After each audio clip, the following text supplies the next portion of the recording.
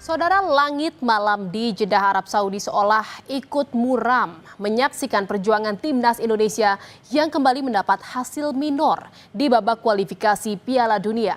Kekalahan 2-3 dari Arab Saudi bukan sekadar angka di papan skor.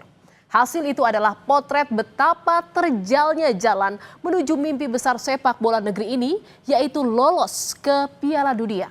Setiap tackle, setiap keringat yang menetes seakan berkata bahwa mimpi itu belum mati, hanya tertunda. Lantas apa yang membuat skuad Garuda keok di kandang Arab Saudi?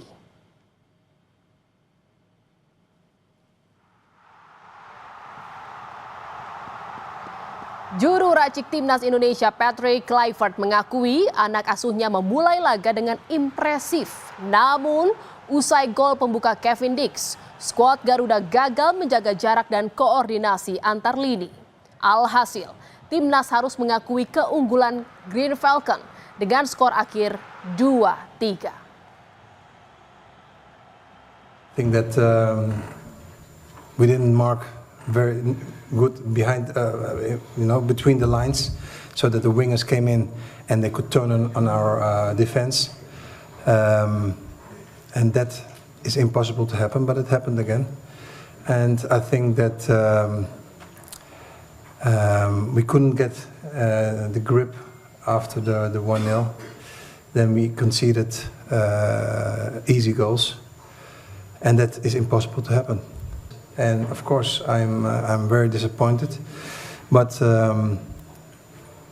we have still a game to play. Kegemilangan Martin Pas di bawah bisar gawang saat melawan Arab Saudi menghindari Indonesia dari kekalahan telak. Kiper 27 tahun yang sempat diragukan tampil karena baru pulih dari cedera justru tampil luar biasa. Martin Pas tercatat melakukan 7 penyelamatan, 4 diantaranya save di area kotak penalti.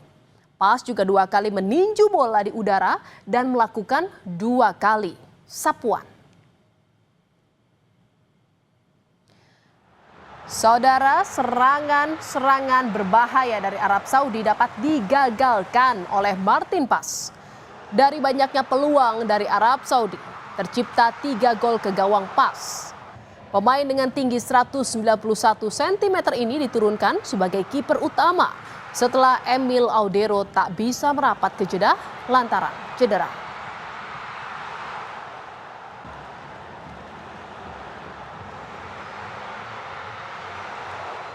Ketajaman lini depan timnas Indonesia kembali dipertanyakan. Bahkan saudara, Patrick Kluivert jadi sorotan karena racikan coba-cobanya di laga penting lawan Arab Saudi. Pelatih berpaspor Belanda itu memasangkan 3 pemain yang belum pernah berada di lapangan sama dalam babak kualifikasi. Mereka adalah Miliano Yonathans, Beckham Putra, dan Ragnar Oratmangun. Permainan skuad Garuda mulai hidup dan mengancam jala lawan saat Ole Romeni dimasukkan di babak kedua menggantikan Oratmangun.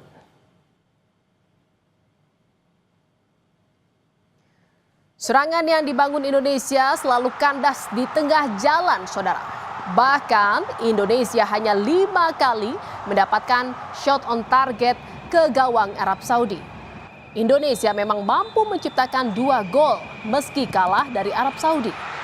Namun 2 gol tersebut lahir dari titik putih, bukan dari permainan terbuka. Pencipta 2 gol timnas Kevin Dix mengatakan keadaan saat ini sangat sulit dan berharap raih kemenangan lawan Irak nanti. Although it's very difficult, you're in the emotions, but we need to keep faith for Saturday, and hopefully Saudi can do something for us, and then we can still become second hopefully. We see, you never know what happens. Kekalahan dari Arab Saudi menegaskan penurunan kualitas timnas Indonesia di bawah asuhan Patrick Kluivert, saudara. Rencana permainan dan keputusan taktiknya masih jauh dari kualitas yang dibutuhkan dalam bersaing di level benua Asia. Meski skuad dihuni oleh 16 pemain naturalisasi, dibina oleh sistem akademi milik Belanda, namun nyatanya skuad Garuda belum bisa terbang tinggi. Bahkan di bawah arahan Kluivert, timnas Indonesia melempem saat bermain tandang. Mulai kalah 1-5 dari Australia, kebobolan 6 gol lawan Jepang, dan Kamis dini hari menyerah 2-3 dari Arab Saudi. Patrick Kluivert gagal mempersembahkan kemenangan bagi timnas Indonesia. Menteri Luar Negeri Kerajaan Belanda, David van Wiel, menyampaikan permohonan maafnya. Menlu Belanda itu mengungkap bahwa ada ikatan erat antara Indonesia dan Belanda termasuk dalam sepak bola. Ia bangga legenda sepak bola Belanda, Patrick Kluivert, turut berkontribusi untuk kesuksesan sepak bola di Indonesia. Meski dalam pertandingan lawan Arab Saudi, Kluivert gagal membawa skuad Garuda raih poin 3. Indonesia played an important match with none other than Patrick Kluivert as your national coach. As a Dutchman, of course, I take special pride in seeing such a football legend contribute to Indonesia's sporting success. And even if the result of yesterday's match was slightly disappointing, and my apologies for the Dutch part in that, there's still a chance for Indonesia to qualify for the World Cup, and I wish the team best of luck. Alih-alih larut dalam kekalahan, pelatih timnas Patrick Kluivert menyambut laga wajib menang lawan Irak dengan keyakinan penuh. Hasil minor melawan Arab Saudi sebagai bahan evaluasi untuk memperbaiki berbagai kekurangan yang terlihat di lapangan. Kemenangan adalah satu-satunya cara bagi skuad berpaspor Belanda itu untuk menjaga peluang merah putih lolos ke Piala Dunia. There's a game against Iraq in 3 days, so now it's time to analyze and to come back stronger against Iraq, because the game against Iraq we need to win. That's a fact. Saudara, timnas Indonesia membutuhkan kemenangan pada laga kedua melawan Irak untuk membuka peluang lolos ke Piala Dunia atau melaju ke putaran kelima kualifikasi Piala Dunia 2026 zona Asia. Jika menang melawan Irak dengan selisih lebih dari 1 gol, Jai Ijes dan kolega bakal dipastikan setidaknya finish di peringkat kedua grup B dan melaju ke putaran kelima. Bahkan saudara, timnas berpeluang lolos otomatis ke Piala Dunia asalkan di laga terakhir Irak menang tipis atas Arab Saudi. Akan tetapi, jika timnas bermain imbang lawan Irak, nasib skuad racikan Patrick Kluivert bakal ditentukan oleh Arab Saudi. Manajer timnas Indonesia Sumarji menyebut salah satu pemain andalan timnas, Calvin Verdong, bakal diturunkan dalam laga melawan Irak. Verdong absen saat Indonesia kalah dari Arab Saudi lantaran cedera leher, saudara. Begitupun dengan juru gedor timnas Ole Romeni yang akan bermain sejak awal laga.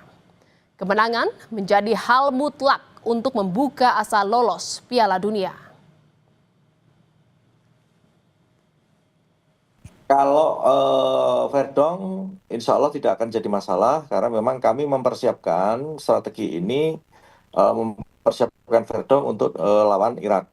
Sementara kalau Ole, karena kemarin tidak main 90 menit sebagai cadangan, tentu kondisinya Ole juga sangat baik, tidak mengalami apa-apa. Semalam juga langsung begitu selesai langsung diterapi, ini tadi pagi juga terapi lagi. Ya, saya kira kalau kondisi Ole sama Verdong insya Allah tidak ada masalah. Saudara, kekalahan melawan Arab Saudi membuat kesempatan timnas Indonesia untuk tampil di Piala Dunia menipis. Indonesia wajib menang melawan Irak untuk bisa melewati jalan terjal menuju turnamen sepak bola terbesar sejagat itu. Dari laga melawan Arab, Indonesia dapat pelajaran. Mimpi besar tampil di Piala Dunia tak akan pernah mudah, namun selalu layak diperjuangkan.